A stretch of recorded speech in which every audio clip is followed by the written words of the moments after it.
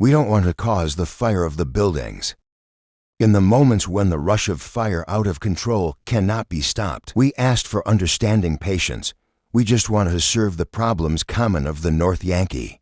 Thank you very much.